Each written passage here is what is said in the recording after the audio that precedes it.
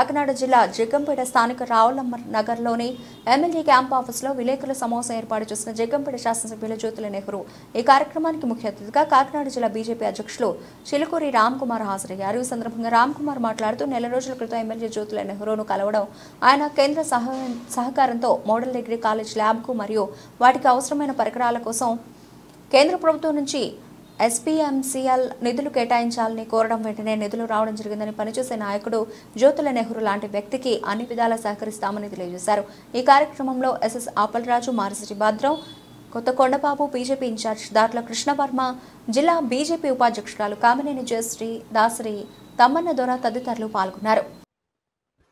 చాలా సంతోషదాయకం. మనకున్నటువంటి model degree college మరి ఇంకా పూర్తి స్థాయిలో అది ఏర్పాటు చేసుకోవాల్సినటువంటి అవసరం ఉంది.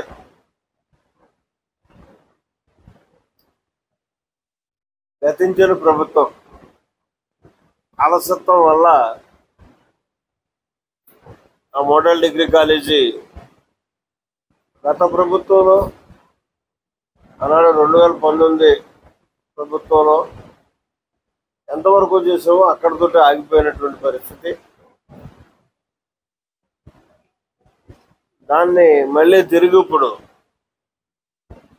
డెవలప్మెంట్ చేసుకోవాల్సినటువంటి అవసరం ఉంది. దానికి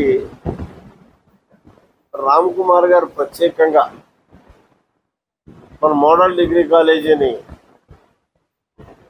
వచ్చి చూడడం, పర్యవేక్షించడం, మనకు కావాల్సినటువంటి నీడ్స్ ఏంటి, దానికి నేనేం చేయగలను అని చెప్పి ఆయన ఆలోచన చేయడం, దానికి సంబంధించినటువంటి అధికారులు కూడా ఇక్కడ పర్యవేక్షణకు పంపడం, వాళ్ళు కూడా ఇక్కడ ప్రిన్సిపల్ గారిని కలవడం, నన్ను కూడా ప్రత్యేకంగా వచ్చి కలవడం. మీకేం కావాలి అంటే ప్రిన్సిపల్ గారు ఇలా చెప్పారు, ల్యాబ్ ఒక 50 లక్షల రూపాయల ఖర్చుతో ఏర్పాటు చేయాలండి అని ఆ ప్రపోజల్స్ పట్టుకెళ్తున్నాం. మా డైరెక్టర్ గారు ఏదైతే రామ్ కుమార్ గారు ఉన్నారో వారికి కూడా మేము ఇస్తా ఉంటాం. ఆయన చాలా బాధ్యత తీసుకుని దీన్ని శాంక్షన్ చేయించడం, ఇదంతా కూడా కనీసం 40 శాంక్షన్ రావడం జరిగింది సెంట్రల్ గవర్నమెంట్.